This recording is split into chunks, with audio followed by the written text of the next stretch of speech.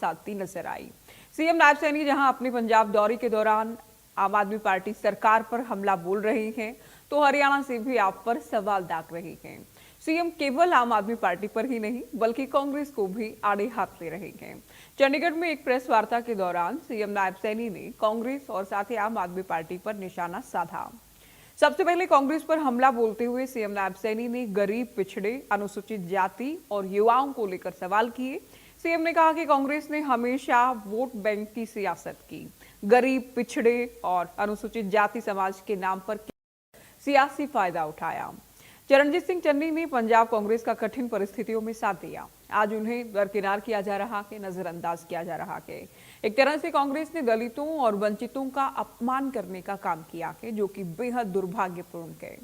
युवाओं को लेकर कांग्रेस के आरोपों पर भी पलटवार किया है। सीएम ने कहा कि कांग्रेस और इंडिया अलायंस ने हमेशा युवाओं को गुमराह किया है। मुख्यमंत्री सैनी ने कहा कि आज की युवा पीढ़ी ने कांग्रेस की सरकार की परिस्थितियों को शायद नहीं देखा। उस वक्त भर्ती प्रक्रियाओं में पारदर्शिता की कमी थी, साथ ही परीक्षा देने तक के लिए बसों की छतों पर लटकते हुए युवाओं को जाना पड़ता था। पेपर लीक होने पर कोई सुनवाई नहीं होती थी, युवाओं को परेशानियों का दंश झेलना पड़ता था। कांग्रेस ने सालों तक वोट बैंक की सियासत की, युवाओं की, उनके भविष्य की अनदेखी की। साथ ही पंजाब विधानसभा में पेपर लीक पर पास किए गए निंदा प्रस्ताव पर बोलते हुए सीएम ने कहा कि पंजाब सरकार ने अपने प्रदेश में फार्मेसी के पेपर लीक को लेकर भी कोई निंदा प्रस्ताव पास किया है। सीएम ने कहा कि पंजाब हाल ही में भर्ती परीक्षा के परिणाम में जिस तरह से नाम वाले उम्मीदवार पास हुए हैं, वहां के युवाओं के साथ धोखा हुआ है। सीएम सैनी ने कहा कि युवाओं से जुड़े मुद्दों पर कांग्रेस और साथ ही आम आदमी पार्टी को जवाब देना होगा। आम आदमी पार्टी के नेता सिसोदिया ने कहा था कि अगर पंजाब में पेपर लीक होगा तो शिक्षा मंत्री का इस्तीफा लिया जाएगा। अब ऐसी घटनाओं पर उनकी चुप्पी बयां करती है कि उनकी कथनी और करनी में फर्क कितना है। आज अपने खास कार्यक्रम में इसी मुद्दे पर चर्चा होगी, लेकिन उससे पहले कुछ सवाल हैं। कांग्रेस को लेकर सवाल, क्योंकि सीएम आरोप लगा रहे हैं कि दलितों का अपमान हुआ है। क्या वाकई कांग्रेस दलितों का अपमान कर रही है? क्या वोट बैंक की सियासत कांग्रेस कर रही है? क्या वोट बैंक के लिए पिछड़ों का सहारा कांग्रेस लेती है? और कांग्रेस के साथ ही आम आदमी पार्टी की बात करें तो क्या कांग्रेस और आम आदमी पार्टी ने युवाओं की, उनके भविष्य की अनदेखी की है? ये तमाम आरोप सीएम की ओर से लगाए गए हैं। चर्चा हम करेंगे, उससे पहले सुनिए। करते थे ये लोग, और ये सारा का सारा इंडी गठबंधन इकट्ठा हो गया मोदी जी के खिलाफ। अरे भाई, मोदी जी ने देश को कितना मजबूत और सशक्त किया है। अगर आप लोग देखेंगे, कांग्रेस का 55 साल का शासन रहा, ये इंडी गठबंधन के लोग भी उसके साथ जफ्फी पाए बैठे रहे सिट्टा के ऊपर। ये क्योंकि माल का हिस्सा जाता है इनके पास भी, ये देखते थे। परंतु ये बताएं, देश के यूथ को बताएं कि 55 सालों के अंदर युवाओं की स्थिति को सुधारने में कौन कौन से काम किए हैं, ये बताने का काम करें। युवाओं के लिए कर दिए होंगे 12 सालों के अंदर। और पेपर लीक को लेकर के मोदी जी के मन में बड़ी पीड़ा थी, और उन्होंने तुरंत, साथियों, लोकसभा के अंदर बिल लेकर के आए। किसी व्यक्ति को अधिकार नहीं किया हमारे युवाओं के साथ खेले। अगर ये कोई सोच सकता है तो नरेंद्र मोदी जी जैसा व्यक्ति सोच सकता है, ये कांग्रेस राहुल गांधी वर्गा नहीं सोच सकता। दुर्भाग्यपूर्ण है, मैं कहूंगा। देखिए, कांग्रेस ने हमेशा वोट बैंक की राजनीति की है। गरीब व्यक्ति का वोट लिया, पिछड़े वर्ग का वोट लिया, उनके लिए कुछ नहीं किया। इब चन्नी को बना दिया प्रचार समिति का अध्यक्ष, ये प्रचार करेगा, वोट देगा इनके लिए, छुट्टी कर दी प्रचार समिति का अध्यक्ष। ये कांग्रेस की नीति है जी, ना तो पिछड़े नु और ना दलित को ये देख करके राजी नहीं है कांग्रेस पार्टी। भाई, जिस व्यक्ति ने क्रूशियल समय के अंदर कांग्रेस का साथ दिया हो, चन्नी जैसे व्यक्ति ने, क्रूशियल समय था कांग्रेस के ऊपर, उस समय वो अड़ गया, हरीफजा उसको बाहर कर दिया। बताओ भाई, उसने प्रचार समिति का अध्यक्ष बना करके ये दलित ऐसी समाज के साथ कांग्रेस ने अपमान किया, उनको अपमानित किया है कांग्रेस ने। इसी प्रकार ये बीसी समाज को अपमानित करने का काम कांग्रेस नहीं छोड़ती है। ये तो राजी हाँ कहा जी बस वो जेब मात पायों घूमी जा राहुल गांधी अपना ठीक है राजी है या उसके साथ चिपटे या ये आपके सामने यहाँ पंजाब के अंदर पेपर लीक होया वहां जंतर मंतर के ऊपर मनीष सिसोदिया बड़े बड़े ऊंची आवाज में कह रहा कहा अगर हमारा वहां पेपर लीक हो गया तो हम शिक्षा मंत्री का तुरंत इस्तीफा ले लेंगे लीक क्यों नहीं लिया भाई ले लेना चाहिए किसी ने रोका फार्मेसी का पेपर लीक हो गया पंजाब के अंदर युवाओं के साथ क्या मजाक किया जा रहा ये तो राहुल गांधी को भी नहीं दिख रहा काला चश्मा ले लेगा इस टाइम तो दिखेगा नहीं कुछ भी ये हालात है भाई तो काला चश्मा तार देख क्या हो रहा क्या नहीं हो रहा आंखें खोल देश बदल रहा है दुनिया के अंदर बदला है देश क्या हालात हुए हैं पंजाब के अंदर बोलने वाला नहीं है कोई भी अरे जो बच्चे पास हुए पंजाब के अंदर एक्साइज इंस्पेक्टर के अंदर उनके नाम वो बच्चे पास हो गए जिन्होंने अपने नाम के आगे लिख दिया स्टेट बैंक ऑफ इंडिया वो बच्चा पास हो गया वो जिस बच्चे ने डीपीआईएस लिखा अपने नाम के आगे बच्चा पास हो गया जिस बच्चे ने फोटो लिखा अपने नाम के आगे PHOTO फोटो वो बच्चा एक्साइज इंस्पेक्टर लग गया जिस बच्चे ने लिखा कहा एक दिन कर्मा वाला वो बच्चा एक्साइज इंस्पेक्टर लग गया। हरियाणा के सीएम को आपने सुना। हरियाणा के सीएम इन दिनों पंजाब में काफी एक्टिव हैं। अलग अलग मुद्दों को लेकर वहां की तमाम दलों को निशाने पर बोले रहे हैं। हरियाणा मॉडल की बात कर रहे हैं, युवाओं किसानों की भी बात हो रही है और अब सीएम की ओर से युवाओं के भविष्य, परीक्षाओं, भर्तियों को लेकर विरोधी दलों को घिरा गया के साथ ही चरणजीत सिंह चन्नी को लेकर दलितों का अपमान करने के कांग्रेस पर भी आरोप लगाए गए। चर्चा की शुरुआत करेंगे कुछ खास मेहमानों के साथ। विजेंद्र नेहरा साहब हमारे साथ जुड़ गए हैं, प्रवक्ता भारतीय जनता पार्टी कांग्रेस से प्रवक्ता नवीन केडिया जी हमारे साथ जुड़ गए हैं, सुरेंद्र हिलावत जी प्रवक्ता आम आदमी पार्टी भी हमारे साथ डिबेट में जुड़े हैं, राकेश कुमार जी राजनीतिक विश्लेषक भी हमारे साथ डिबेट में जुड़ गए हैं। स्वागत है आप सभी का। शुरुआत नवीन जी आपसे करते हैं। सीएम साहब आरोप ये लगा रहे हैं कि कांग्रेस अलग अलग मुद्दों पर और पर भी आएंगे लेकिन दलितों का, पिछड़ा वर्ग का अपमान किए जाने के कांग्रेस पर आरोप हैं सीएम नायब सैनी के, क्या कहेंगे? नमस्कार। नमस्कार। आपके माध्यम से आपके सभी दर्शकों का और मेरे साथी पैनलिस्टों का कांग्रेस पार्टी की तरफ से, मेरी तरफ से, मेरे परिवार की तरफ से नमस्कार। देखिएगा, कांग्रेस जो भारतीय जनता पार्टी चुनाव से पहले हमेशा बड़ी लंबी चौड़ी कहानी बना करके झूठे ड्रामे करती है, ये पुरानी आदत है। लेकिन असली इनका मुद्दा क्या होता है? असली मुद्दों से ध्यान भटका। चन्नी सीएम किसने बनाया था? कांग्रेस पार्टी ने। एक प्रतिष्ठित और प्रतिभावान कांग्रेस का सच्चा सिपाही था। अभी हमारे पास इतने वोट है कि हम बना देंगे। कांग्रेस पार्टी विधायक दल का नेता विधायक बैठ करके चुनते हैं। हमारे पास बहुमत होगा और हमारा सीएम बनेगा, जिसको विधायक चाहेंगे वो बनेगा। जहां तक बात है, ये कांग्रेस पार्टी में अपनी बात को रखने का एक तरीका है। वो अपनी बात को रखते हैं। नहीं, लड़ाई तो प्रदेश अध्यक्ष की है ना, राजा वडिंग के अध्यक्ष रहेंगे। ये जब से फाइनल हुआ कि तब से चन्नी साहब भी नाराज, उनके समर्थक नारेबाजी कर रहे हैं वडिंग के कार्यक्रमों में, बघेल साहब के कार्यक्रमों में। तो बैठ करके इनको एक समाधान निकालना पड़ता है। जब हमारे सीनियर नेता इनके साथ बैठेंगे, इनके मन की बात को सुनेंगे और उसका निष्कर्ष निकालेंगे। ये कोई विषय नहीं है। कौन सी पार्टी है? बीजेपी की तरह घुटन तो है नहीं, जो ऊपर से आदेश आ गया वो सबको मान लिया। राजस्थान में वसुंधरा ने इलेक्शन जिताया और बना दिया दूसरे को। ये लोकतंत्र भारतीय जनता पार्टी में नहीं है। कांग्रेस में हर आदमी को अपनी बात को रखने का, और भारतीय जनता पार्टी का तो केवल एक काम है ज्योति जी, ध्यान भटकाना। अरे आप सीएम सैनी साहब छाछ तो बोले, छाल नहीं क्या बोले। आप कहते हो पंजाब में नौजवान बेरोजगारी के लिए भटक रही है, नौकरियों के लिए उनके साथ जाति हो रही है, ये हो रहा है, वो हो रहा है। आप हरियाणा की बात करो ना, हरियाणा में बेरोजगारी की क्या हालात है? आपने एमएसपी की गारंटी की बात करी थी, कानून देने की बात करी थी किसानों को। 7-11 कितने महीने तक वहां बैठे रहे दिल्ली के अंदर जाकर के, लेकिन रिजल्ट क्या? आखिर में बच्चों को भी उतरना पड़ा आपके सड़कों पे। और नरेंद्र मोदी जी के खिलाफ जो नई शब्दों का इस्तेमाल कर सकते वो शब्दों का इस्तेमाल करे, तब जाकर के नरेंद्र मोदी जी रुके और वो शिक्षा मंत्री ने इस्तीफा दिया। ये हमारे नौजवान जो है, जैन जी जो है, अगर पंजाब में आम आदमी पार्टी को भी नहीं बख्शेंगे अगर वो कोई जाति करेगी तो।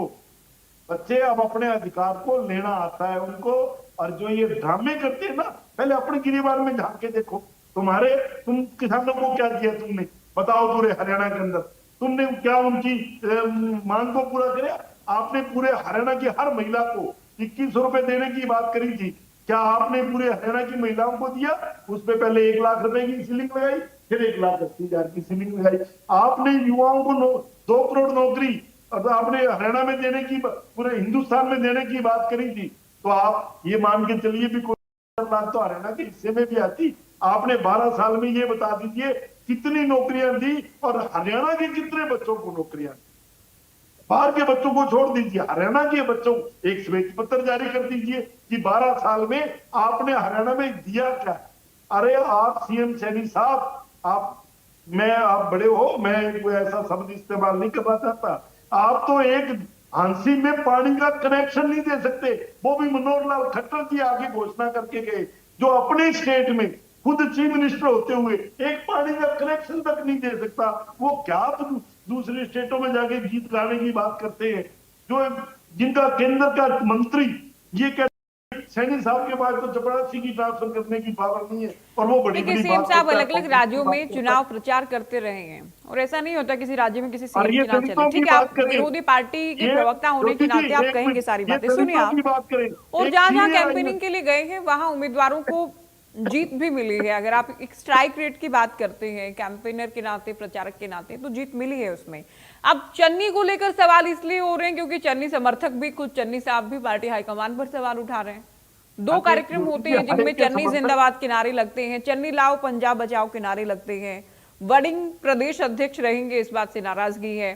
चन्नी के समर्थक खुद कहते हैं कि वडिंग का तो इस्तीफा हो जाना चाहिए। तो वहां जो खुलकर लड़ाई चल रही है उस पर अगर कोई रिएक्शन दे रहे हैं सीएम साहब और ये कह रहे हैं दलितों का अपमान हो रहा है, और चन्नी तो खुद ही दलितों के प्रतिनिधित्व को लेकर, हिस्सेदारी को लेकर पार्टी हाईकमान पर सवाल उठाते रहे हैं कि दलितों की उतनी हिस्सेदारी नहीं है पार्टी संगठन के भीतर भी।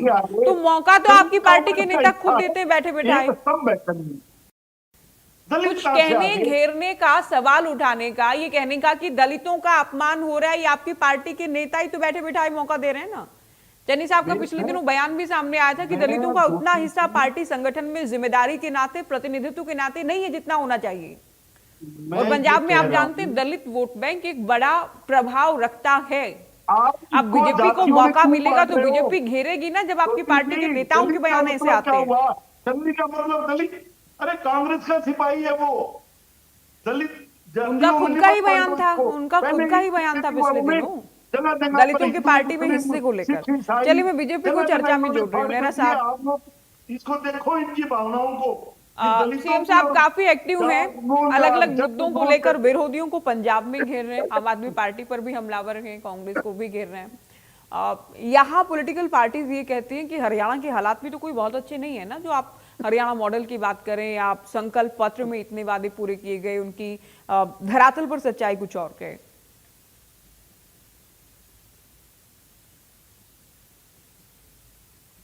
अनम्यूट कर लीजिए नेहरा जी, आवाज नहीं आ रही। देखिए आपको आवाज आ रही मेरी? जी देखिए ज्योति जी, पंजाब के अंदर जो हालात हैं वो बड़े खराब हैं। पंजाब क्योंकि हरियाणा से लगता हुआ है तो निश्चित रूप से हरियाणा को और हमारे माननीय मुख्यमंत्री श्री नायब सिंह सैनी जी को, भारतीय जनता पार्टी को, क्योंकि हमारी सरकार है तो हमें चिंता रहती है, क्योंकि पंजाब के अंदर की जो स्थिति है वो सबके सामने है। आप सरकार ने वहाँ बहुत बुरा हाल किया है, नशे का बहुत बुरा हाल है, वहाँ अपराध का ग्राफ बहुत बढ़ रहा है, युवा बेरोजगार हैं, खुलेआम गैंगस्टर वहाँ पे गैंगवार कर रहे हैं।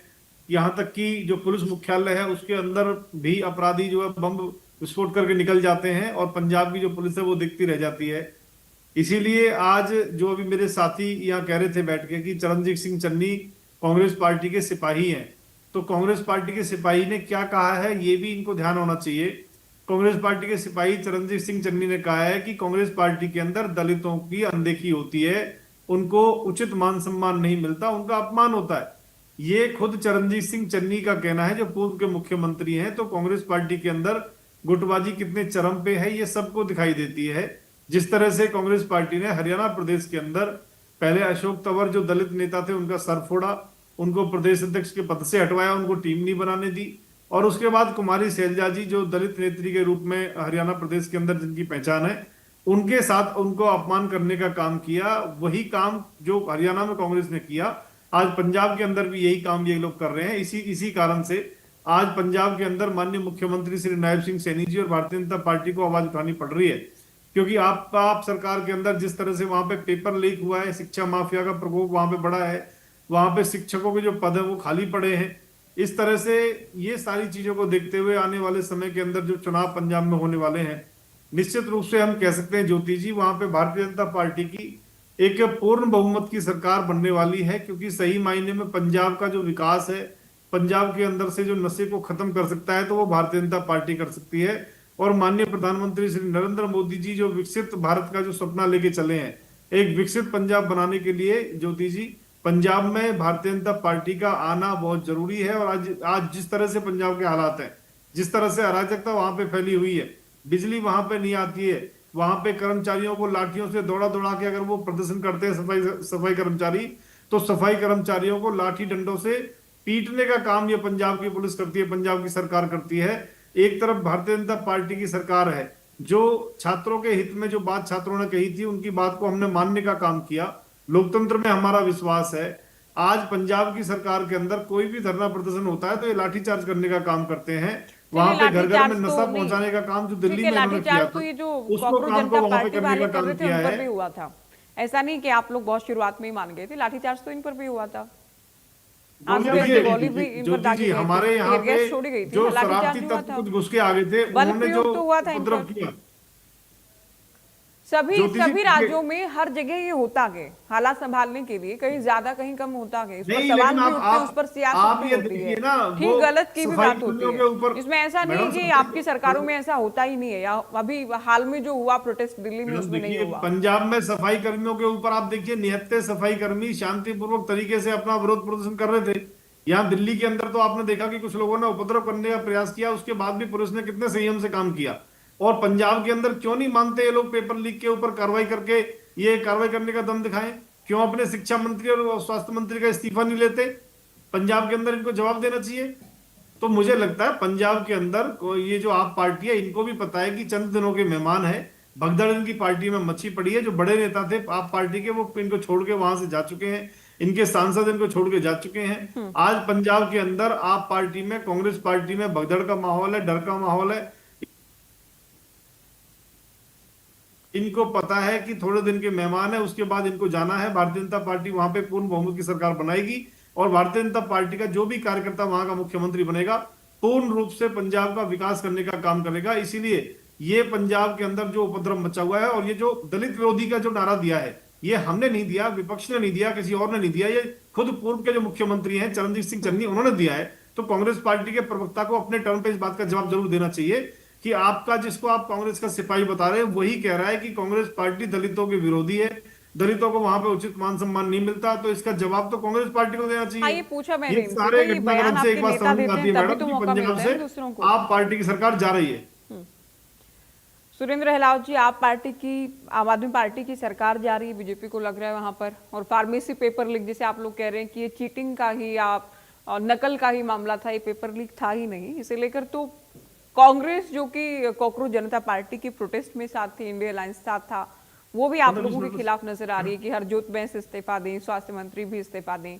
बीजेपी भी, खुद हरियाणा के सीएम भी कह रहे हैं कि जो पंजाब में हुआ फार्मेसी पेपर लीक का, तब आप लोग निंदा प्रस्ताव नहीं लाते हैं, ना ही आपके मंत्री इस्तीफा देते हैं। देखिए ज्योति जी, जिस प्रकार से ये आम आदमी पार्टी के कार्यकाल के बारे में टिप्पणी कर रहे हैं, पंजाब में भी कुछ दिनों के मेहमान हैं। अभी कल के जो उपचुनाव के परिणाम आए हैं, उससे स्पष्ट हो गया है कि ये जो काट की हांडी चढ़ रही थी, अब दोबारा नहीं चढ़ने वाली। और ये लोग जंतर मंतर पर जैन जी ने जो इनको झटका दिया है, जो इनकी सरकार की नाकामी के बावजूद जो बार बार नीट के अन्य प्रतियोगी परीक्षाओं के जो पत्र लीक हो रहे थे, और जैन जी के आक्रोश ने जिस प्रकार से इनको झुकने पर मजबूर किया, इनके एक शिक्षा मंत्री का इस्तीफा कराया, तो इनका मानसिक संतुलन अब ठीक नहीं है। रही बात पंजाब में फार्मेसी ऑफिसर परीक्षा में हाईटेक जो चीटिंग का जो रैकेट था, सरकार की संवेदनशीलता ने उसको तुरंत पकड़ करके दर्जनों को गिरफ्तार किया और सुचारू रूप से पेपर को आयोजित किया। रही मुख्यमंत्री नायब सैनी जी के पंजाब दौरों की, मैं समझ नहीं पा रहा हूं कि कोई भी पड़ोसी राज्य का मुख्यमंत्री जब दूसरे विपक्षी सरकार के खिलाफ पड़ोसी राज्य में जाता है तो अपने साथ उपलब्धियों का पिटारा लेकर के जाता है। लेकिन दुर्भाग्य है कि नायब सैनी और बीजेपी के नेतृत्व में हरियाणा पंजाब के मुकाबले में हर फील्ड में पिछड़ा हुआ है। अच्छा, चाहे शिक्षा का मामला हो, चाहे स्वास्थ्य का मामला हो, चाहे कृषि का मामला हो, चाहे कानून व्यवस्था का मामला हो, हर मामले में ये पंजाब के मुकाबले में कहीं नहीं ठहर रहे। मेरी तो अपील है कि मुख्यमंत्री यदि पंजाब जाते हैं तो अपनी उपलब्धि बतानी चाहिए कि मैंने हरियाणा में ये किया है और पंजाब में हमारी सरकार बनेगी तो हम हरियाणा की तरह ये करेंगे। नहीं, अपनी लेकिन- उपलब्धियां तो बता रहे हैं कि संकल्प पत्र के नहीं। हमने अभी तो 2 साल भी नहीं हुए हैं और हमने बहुत बड़ी तादाद में वादे पूरे करने का काम किया है। इसमें महिलाओं को आर्थिक देखिए, मदद ज्योति देने की जी- बात हो, जो सरकार ने कहा था, हालांकि सभी को कहा गया था, उसमें कैप लगाए जाने को लेकर हमने सियासत भी देखी है। 24 फसलों को एमएसपी पर ले जाने की बात हो, या जिस तरह से युवाओं को नौकरी दी जा रही है उसे लेकर भी कहा जा रहा है भाई पंजाब में तो सरकारी नौकरी आप नहीं दे रहे हैं। और जो भर्तियां भी हो रही हैं उसमें किस तरह की धांधली चल रही है कि पेपर जो खाली छोड़कर आ रहे हैं वो परीक्षाएं पास कर रहे हैं, या state bank of Jyoti- India लिख कर आ गए या फोटो लिख कर आ गए वो पास हो रहे हैं। तो ज्योति ये जी, क्या चल रहा है पंजाब में, ये पूछ रहे हैं ना सीएम पंजाब। ज्योति जी, केंद्र में इन्हीं की सरकार है। NITI Aayog education quality report 2026 के अनुसार पंजाब पहले स्थान पर है।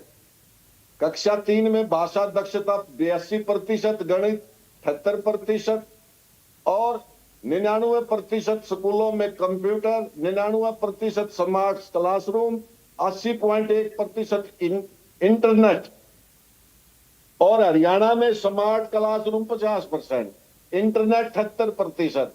और हैरानी और शर्म की बात है कि परफॉर्मेंस ग्रेडिंग इंडेक्स जो शिक्षा मंत्रालय का है, हरियाणा का राष्ट्रीय रैंक 8वें से गिरकर 14वें स्थान पर चला गया। उसी प्रकार से स्वास्थ्य के मामले में, चाहे वो खेल के मामले में, चाहे फिर वो जो सरकारी योजनाओं को क्रियान्वयन करने के मामले में, आज स्वास्थ्य के क्षेत्र में पंजाब सरकार हर व्यक्ति को 10 लाख का हेल्थ बीमा प्रोवाइड करा रही है, चाहे वो सरकारी में इलाज कराए चाहे प्राइवेट में इलाज कराए। आज 97% महिलाओं को सम्मान निधि दे करके कवर किया गया है, जबकि हरियाणा में तरह तरह के बैरियर लगा करके महिलाओं को इन्होंने झूठ बोला इसमें था सवाल तो ये और भी है ना कि वंचित कर कब दिया कर गया। रहे हैं, ऑलमोस्ट इलेक्शन ईयर में आप लोग एंटर करने जा रहे हैं, उस टाइम अगर घोषणा पत्र के वादे पूरे किए जाएंगे तो उसमें सवाल पूछेंगे, बीजेपी भी पूछेगी, कांग्रेस भी पूछ रही है। राकेश कुमार जी, आप पंजाब में जो चुनावी सुगबुगाहट तेज हो गई है, सभी पार्टियां अपने अपने मुद्दों के साथ मैदान में हैं और हरियाणा के सीएम हरियाणा के विकास कार्यों से पंजाब की भी तुलना कर रहे हैं, साथ ही युवाओं को भी साधने का प्रयास हो रहा है, उसमें परीक्षाओं की भर्तियों की बात हो रही है। दूसरी ओर किसानों की भी कई बार बात करते हैं कि हम सर्वाधिक फसलों को एमएसपी पर ले रहे हैं। हरियाणवी मॉडल को जो पंजाब में ले जाने का प्रयास कर रही है बीजेपी, या इतिहास में कभी नहीं हुआ, अपने बूते कभी पंजाब में कमल नहीं खिल पाया, उसके लिए जो प्रयास हो रहे हैं आप कैसे उसे देखते हैं?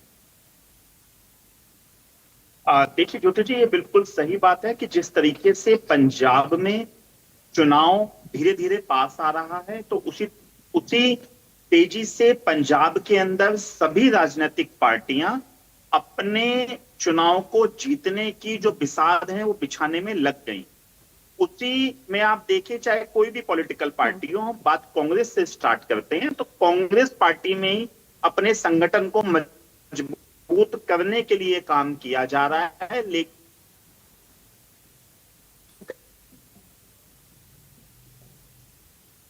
तो कोऑर्डिनेशन बड़े नेताओं का है। हम पार्ट को ये मुद्दा मिल जाता है कि कमेटी में आपसी कलह है या आपसी गुटबाजी है। ऐसा ही अगर मैं आपको याद दिलाऊं तो 2024 के हरियाणा विधानसभा चुनाव के अंदर भी जिस तरीके से बीजेपी ने एक बहुत बड़ा मुद्दा बना दिया कि कांग्रेस पार्टी ने हरियाणा में जो इनके बड़े दलित चेहरे हैं जो राजनीति के अंदर, उनका अपमान किया है और उसी का खामियाजा कहीं ना कहीं पार्टी को हरियाणा में भी भुगतना पड़ा था। और जिस तरीके से लगातार हरियाणा के मुख्यमंत्री पंजाब के अंदर जाकर पंजाब की कमियों को, खामियों को बताने की कोशिश कर रहे हैं, वो जिस तरीके से लगातार पंजाब के दौरे कर रहे हैं और जिस तरीके से वो कांग्रेस पार्टी, क्योंकि देखते पहले भी एक बार डिबेट में बैठ के ये कहा था कि अगली बार जो अब पंजाब का चुनाव आने वाला है उसमें कहीं ना कहीं जो एक अच्छी भूमिका में है वो कांग्रेस अभी अच्छी भूमिका में है, क्योंकि आम आदमी पार्टी ने जिस तरीके से वादे किए थे पंजाब के अंदर, क्योंकि उनका सबसे बड़ा जो गोल था, जो सबसे बड़ा वहां की महिलाओं से, वहां की बहनों से जो वादा था वो आम आदमी पार्टी का था कि हम यहां से नशे को खत्म करेंगे, क्योंकि पंजाब पर नशे ने उसको जकड़ लिया था। तो आम आदमी पार्टी जब पंजाब में सरकार बनाने के लिए तैयारी कर रही थी, ने केवल महिलाओं से, बहनों से ये वादा किया कि हम पंजाब से नशा खत्म कर देंगे, नहीं हुआ, पंजाब में नशा बढ़ा है। तो आज की स्थिति में अगर हम राकेश जी, आपकी वॉइस ब्रेक हो रही है बार बार। जब पंजाब, एक बार मैं कहूंगी टीम को एक बार फिर से आपका नंबर मिलाते हैं, बिकॉज आपकी आवाज ठीक से नहीं आ रही, शायद नेटवर्क इश्यू है। एक बार फिर से मैं कहूंगी टीम को आपका फोन नंबर एक बार फिर से मिलाएं। केडिया जी, आपने सुना तमाम पैनलिस्ट को। बिल्कुल, देखिए हरियाणा से अगर हम तुलना ज्योति जी, आवाज आ रही है आपको? अब आपकी आवाज बीच बीच में ब्रेक हो रही है, ठीक से नहीं आ रही है। राकेश जी, एक बार आप बात पूरी करने का प्रयास करें अगर ठीक से आवाज आती है। बोलिए राकेश जी।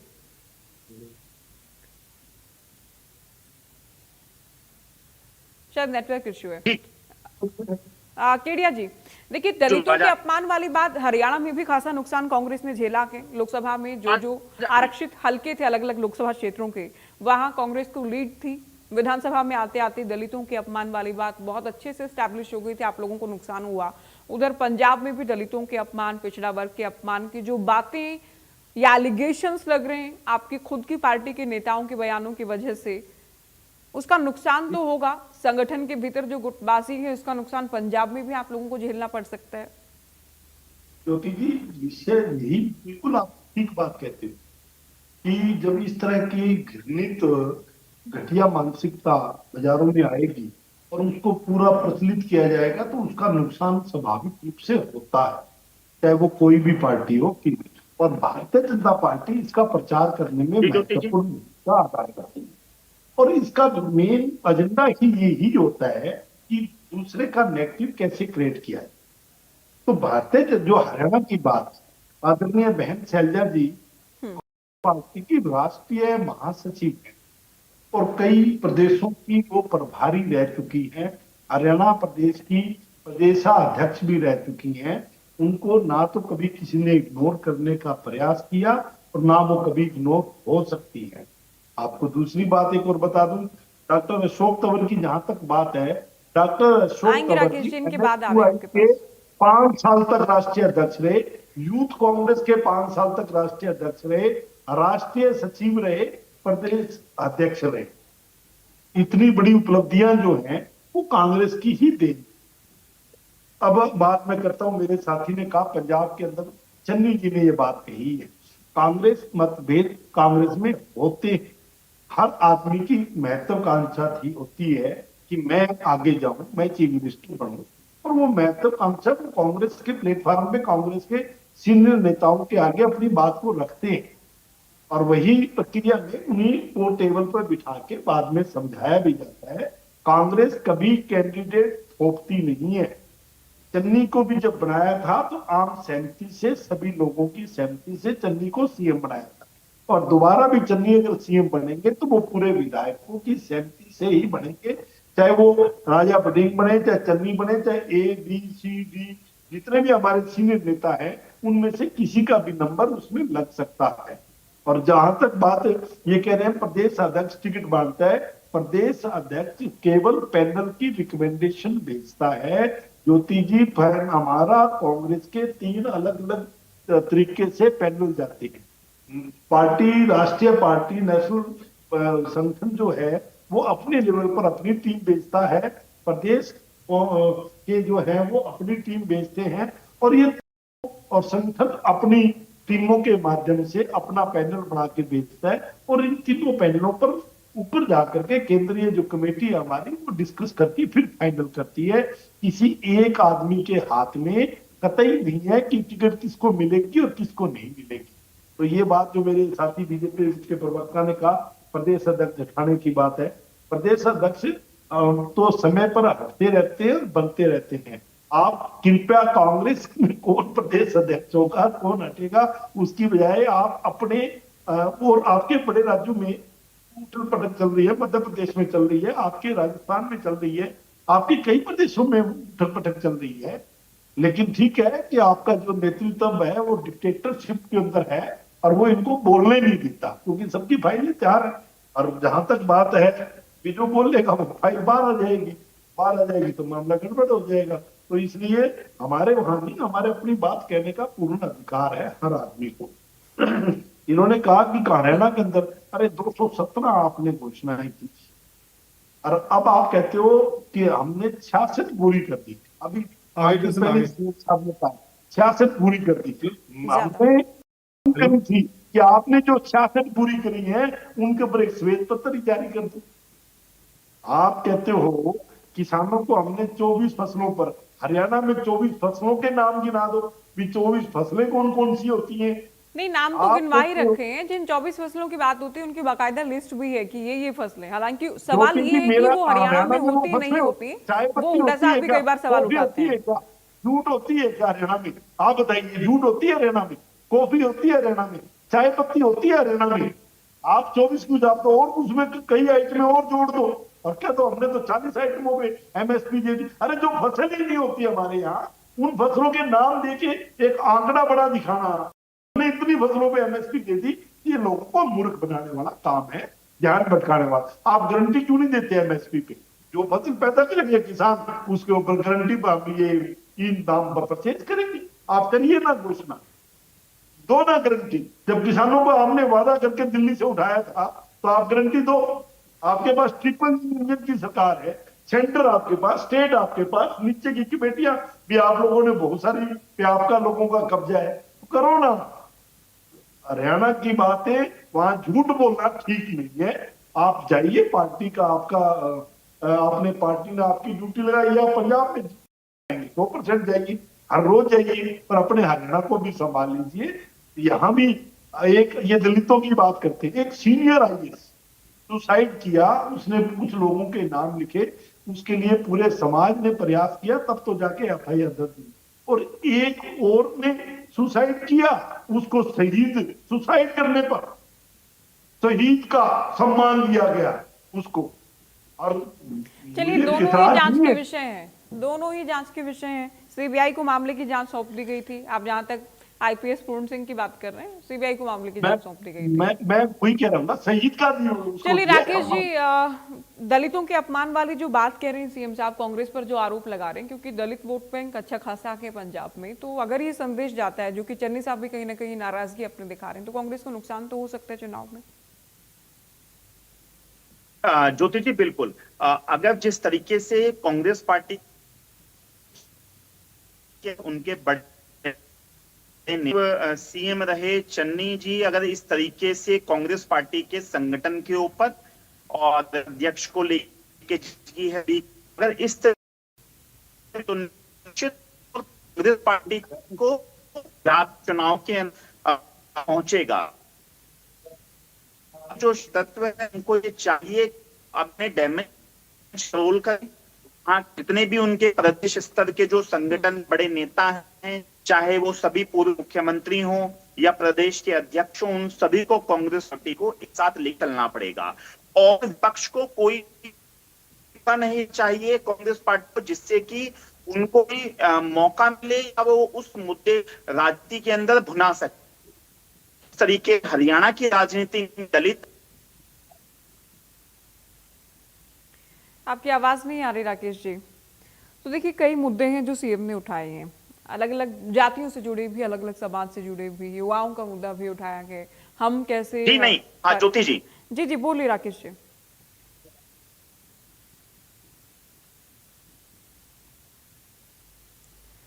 चलिए राकेश जी, आपकी आवाज नहीं मिल रही है, बार बार दिक्कत आ रही है इसमें। विजेंद्र नेहरा जी, कांग्रेस तो ये कह रही है कि श्वेत पत्र ही आप लोग जारी करें, हरियाणा में जो कामकाज हो रहा है या पंजाब में ज्यादा समय जो दिया जा रहा है उसे भी मुद्दा बनाया जा रहा है। आवाज आ रही है? सर देखिए, काफी निश्चित काफी रूप दिक्कत से- है, मैं निश्चित टीम से रूप से कहूंगी आपका ज्योति जी- नंबर एक बार फिर से मिलाएं, अभी काफी इश्यू है।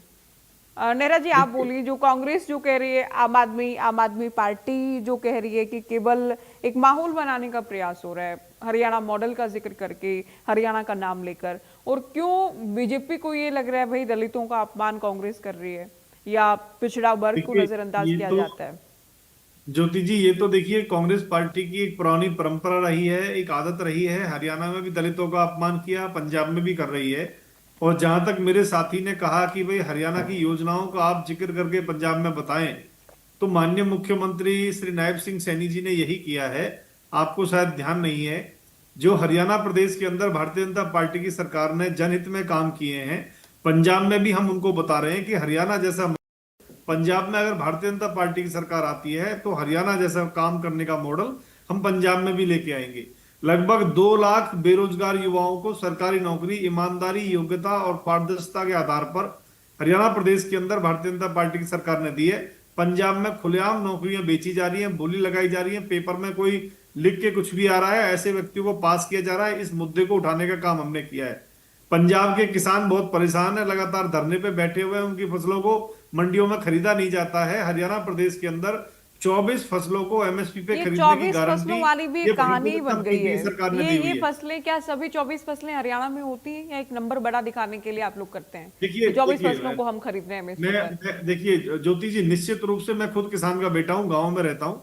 24 की 24 फसलें हरियाणा में होती है, और कुछ फसलें ऐसी हैं जो जो कम होती है मैडम, है ना। उन फसलों को और बढ़ावा देने के लिए भी हमारा प्रयास है। जैसे सूरजमुखी की मैं बात करता हूँ, सूरजमुखी हरियाणा प्रदेश के अंदर कम होती है, लेकिन हमने 24 फसलों में उसको इसलिए रखा है कि हम चाहते हैं कि हरियाणा प्रदेश के जो किसान हैं वो भी सूरजमुखी की पैदा यहाँ करें, क्योंकि हमारी जो जमीन है उसमें सूरजमुखी होती बहुत अच्छे तरीके से है। तो इसलिए जो 24 अभी हो ही नहीं रहा है उसको है। MSP की लिस्ट में रख लेंगे, फिर उसे काउंट भी कराते रहेंगे, तो भविष्य में कभी जब होगी तभी होगी ना।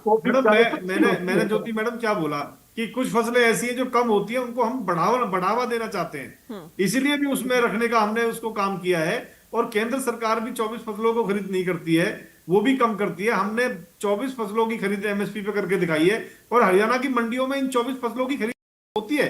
भले ही किसी की कम होती है, किसी की ज्यादा होती है, गेहूं की ज्यादा होती है, धान की ज्यादा होती है, कुछ फसलों की कम होती है, लेकिन सबकी होती है। इसके साथ साथ 2100 रुपए प्रति माह लाडो लक्ष्मी योजना के तहत अपनी उसमें भी मातृशक्ति पेच को है, वो भी हमने सम्मान देने का विपक्ष काम भी किया। कहता है, और ये फैक्चुअली ठीक है ये बात अपने आप में। आप लोगों ने कहा था सभी महिलाओं को, सभी बेटियों को 2100 रुपए प्रतिमाह दिए जाएंगे। निश्चित उसमें रूप से भी फिर ये मैडम, अभी वार्षिक आय वाला देखिए, पेज इसमें फंस जाता है। इसको अभी देखिए लगभग 1.5 साल का टाइम इस सरकार को हुआ है। इसको चरण वाइज हम लागू कर रहे हैं। पहले चरण में हमने लागू कर दिया है, दूसरे चरण के अंदर जो सारी महिलाएं हैं उनको भी मिलेगा। अभी भी इसमें 90% जो महिलाएं हैं ज्योति जी वो इसमें कवर में आती हैं। इसके अलावा ऑनलाइन ट्रांसफर पॉलिसी हमने लागू की है हर डिपार्टमेंट के अंदर। पंजाब के अंदर हर विभाग के अंदर 90% ट्रांसफर आ के रही है नाम अभी। पे, पोस्टिंग के नाम पे दलाली होने का काम होता है। हमारे हरियाणा प्रदेश के अंदर ऑनलाइन ट्रांसफर पॉलिसी को हमने लागू किया है। डीबीटी के माध्यम से लाभार्थी के अकाउंट में सीधे पैसे आते हैं। पंजाब के अंदर ऐसा कोई प्रावधान नहीं होता। पीएम किसान सम्मान निधि के तौर पे हम पैसे देते हैं। पंजाब के अंदर आप देखो कितना बुरा हाल है। वो चाहते हैं केंद्र की योजना पंजाब में लागू ही ना हो। स्किल डेवलपमेंट यूनिवर्सिटी हमने बनाने का क्रम शुरू किया हरियाणा प्रदेश के अंदर, जो युवाओं के स्किल पे ध्यान देगी। हमारे पलवल जिले के अंदर दुधौला गांव के अंदर 1000 करोड़ रुपए की लागत से श्री विश्वकर्मा कौशल विश्वविद्यालय 100 एकड़ के अंदर बन के तैयार। वहां पे विद्यार्थियों ने पढ़ना शुरू किया। 20,000 विद्यार्थियों को हर साल वहां से रोजगार मिलने का काम होगा। आज इसके साथ साथ आज जो बात करते हैं कि भाई पंजाब में तो कभी कांग्रेस पार्टी की सरकार रही है, कभी आप पार्टी की सरकार अब बनी है, भारतीय जनता पार्टी रही नहीं है कभी पूर्ण बहुमत के साथ में। तो इनको जानकारी के लिए बताना जरूरी है कि पश्चिम बंगाल के अंदर भी कभी भारतीय जनता पार्टी पूर्ण बहुमत की सरकार नहीं बना पाई थी, और हरियाणा प्रदेश के अंदर भी जब पहली बार हमारी पूर्ण बहुमत की सरकार बनी उससे पहले गठबंधन की सरकारों में हम रहे थे। इसके साथ साथ चाहे उत्तर प्रदेश की बात हो, चाहे बिहार की बात हो, इन सभी जगह भारतीय जनता पार्टी ने पूर्ण बहुमत की जैसी सरकारें बनाई, अपने दम पे बनाई। इसी तरीके से पंजाब के अंदर भी भारतीय जनता पार्टी इस बार पूर्ण बहुमत की सरकार बनाएगी। और ये जो मुद्दे हैं ये हमारे लिए मुद्दे नहीं है, जनता के प्रति हमारी संवेदनशीलता को दिखाता है। जिस तरह से हरियाणा प्रदेश के अंदर आज नशे का प्रकोप बहुत कम है, नशे के ऊपर हमने जागरूकता अभियान चलाए हैं, कार्रवाई करने का काम किया है, सख्त कानून बनाने का काम किया है। पंजाब के अंदर खुलेआम नशा बिकता है, वहां का जो नहीं युवा हो है आज सकता है वो नशे पंजाब में से कम हो, लेकिन हरियाणा में बहुत कम है, ऐसा बिल्कुल कुछ नहीं है। सरकार प्रयास कर रही है, सरकार अभियान चला रही है, लेकिन हरियाणा में नशा नहीं हो रहा है या हरियाणा में क्राइम नहीं है, हरियाणा में ये नशा कोई का राम प्रभाव राज्य बहुत कम ऐसा है। भी नहीं है। लगातार ज्योति काम हो रहा है, बेगम, इससे हरियाणा डिनाई नहीं किया प्रदेश जा के अंदर सकता। नशे का जो पंजाब से अच्छे प्रकोप हालात है, भी हो सकते हैं, लेकिन सभी राज्यों के हरियाणा सामने प्रदेश के अंदर परेशानियां नशे हैं के कम प्रकोप ज्यादा। को, ज्योति मैडम, हमने नियंत्रण में रखा है। नशे के प्रकोप को हरियाणा प्रदेश के अंदर हमने नियंत्रण में रखा है। पंजाब के अंदर नशे का प्रकोप बहुत ज्यादा है, वहां पे युवा बेरोजगार है, अपराध का ग्राफ बहुत ऊपर है, गैंगस्टर गैंगवार वहां पे रोज चलता है। आप पार्टी की सरकार के अंदर खुद भगवंत मान जी के ऊपर तरह तरह के आरोप, वहां पे गुरुदोखी होने के आरोप उनके ऊपर लगे हैं, नशा वो खुद करते हैं। उनके साथ जो लोकसभा में बैठते थे सांसद, उन्होंने ये स्वीकृति दी है कि भगवंत मान जी लोकसभा में भी शराब पी के आते थे।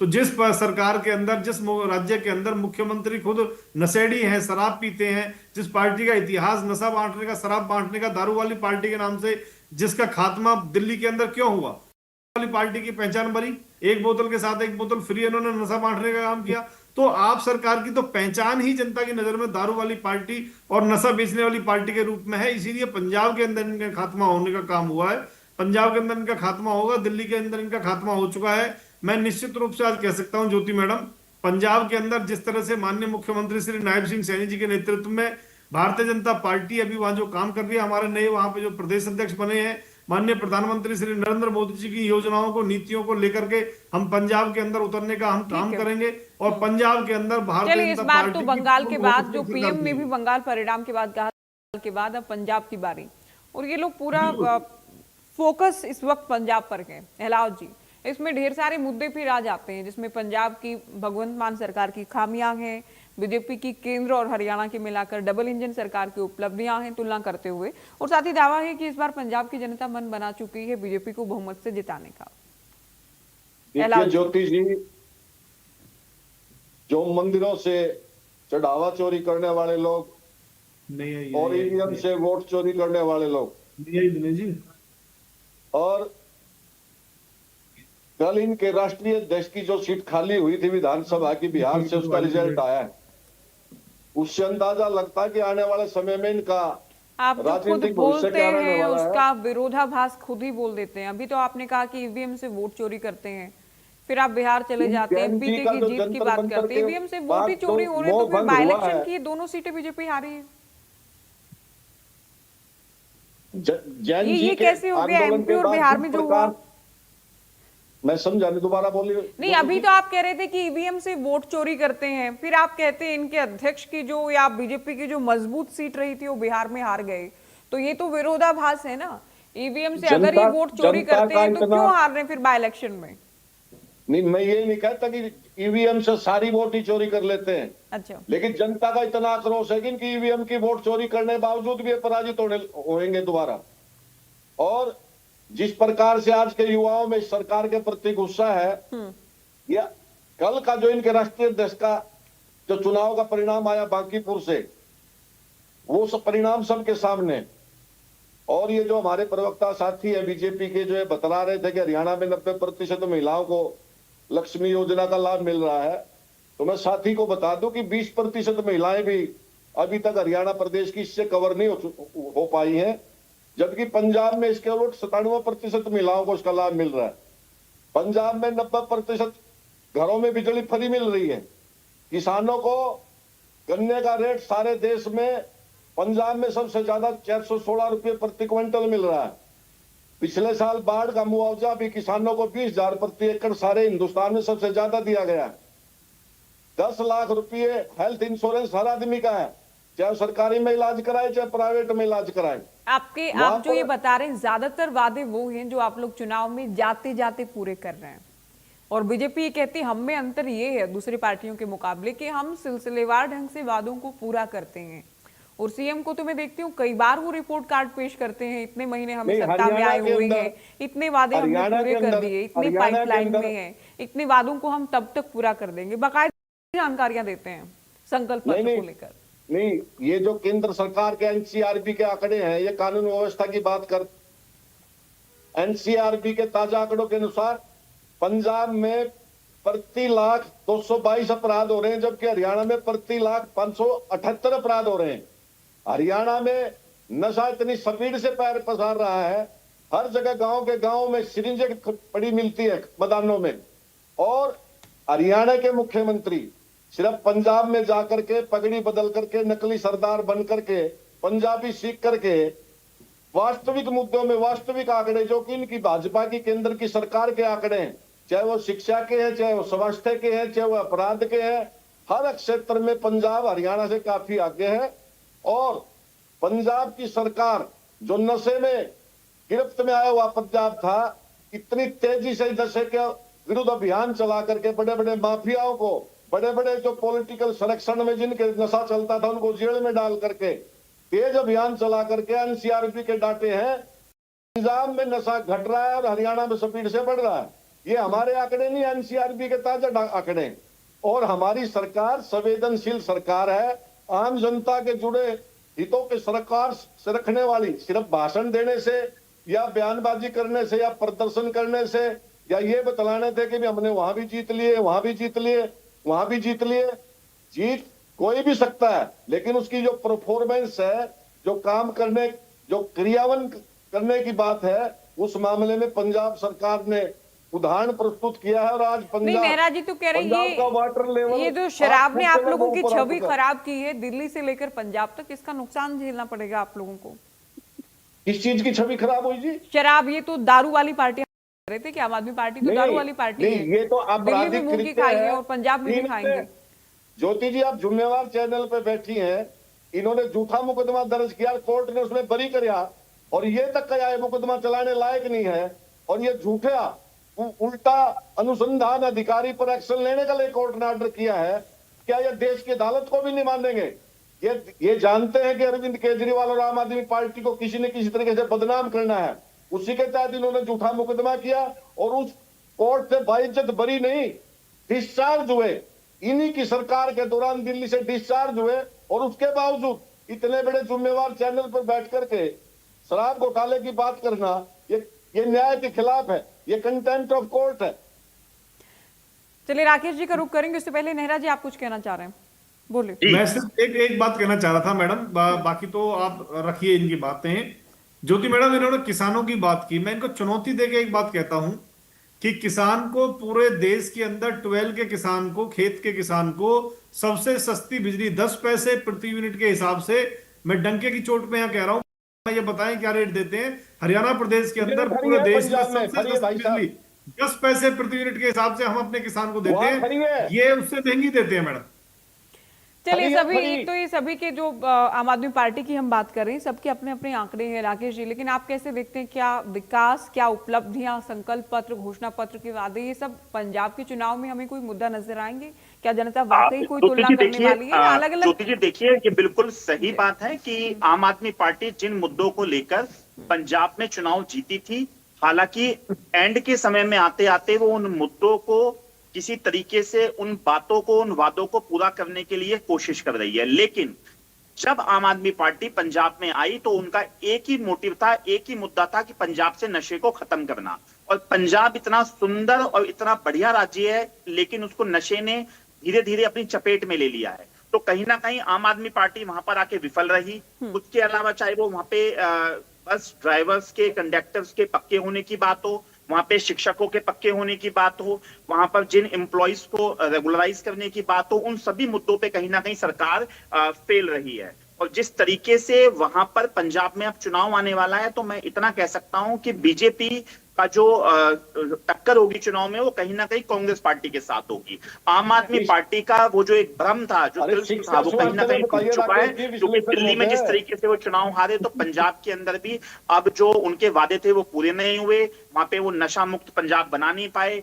उन्होंने जितने एम्प्लॉयमेंट की बात की थी वो नहीं करी। वहां पे जिस तरीके से चाहे वो नौकरियों के, रोजगार की बात थी, वो पूरी नहीं हुई। तो आने वाला समय या पंजाब की जनता डिसाइड करेगी कि उनको किस तरीके से क्या करना है। केडिया जी एक्सपर्ट है हमारे साथ, राकेश जी, जिनका कहना है कि मुकाबला बीजेपी और कांग्रेस में होगा। लेकिन कांग्रेस को तो खुद भी भीतर कई लड़ाइयां लड़नी है, उसके बाद किसी और पार्टी से लड़ाई होगी आप लोगों की। पहले वड़िंग और चन्नी साहब के आपस में लड़ाइयां होंगी, दूसरे अलग अलग धड़ों की आपस में लड़ाइयां होंगी, उसके बाद बारी ये आएगी कि मैदान में कौन के सामने किससे मुकाबला है। ज्योति जी, कांग्रेस पार्टी सरकार बनाएगी, पूरे बहुमत से बनाएगी, आपको डंके की चोट पे कह रहे हैं। पर मैं भारतीय जनता पार्टी के प्रवक्ता की 2 बातें कहना चाहता हूं।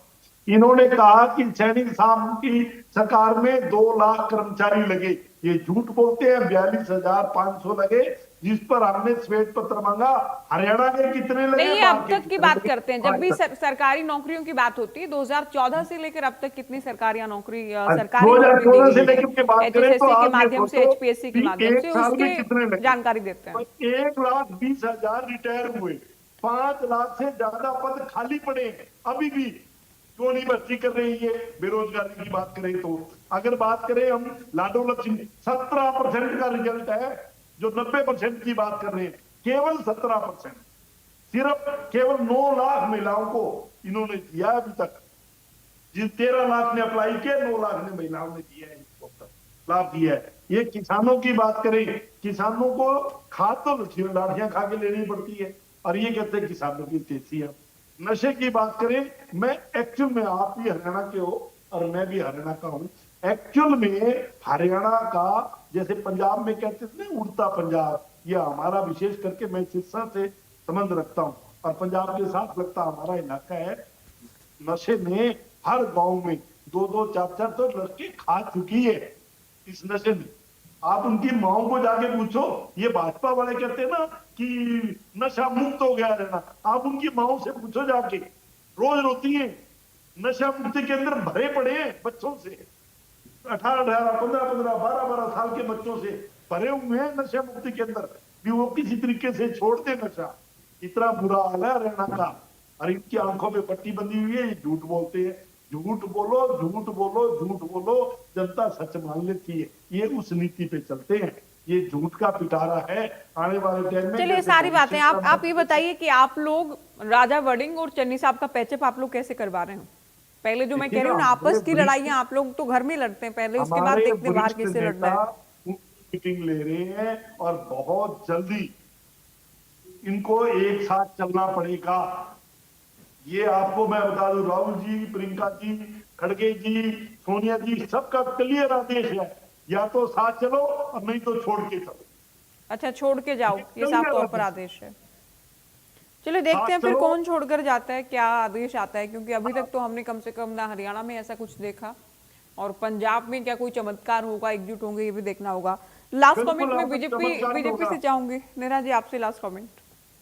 देखिए, निश्चित रूप से ज्योति जी, हमें तो पूरी उम्मीद है, क्योंकि जिस तरह से हरियाणा प्रदेश के अंदर पूर्ण बहुमत की सरकार भारतीय जनता पार्टी की हरियाणा के इतिहास में पहली बार बनी है, और जब लगातार तीसरी बार सरकार बनी है, इसी तरीके से पंजाब के अंदर भी लगभग राज्य है। और देखिए, जो वादे आप पार्टी ने वहां किए थे ज्योति मैडम, उनको ये पूरा नहीं कर पाए।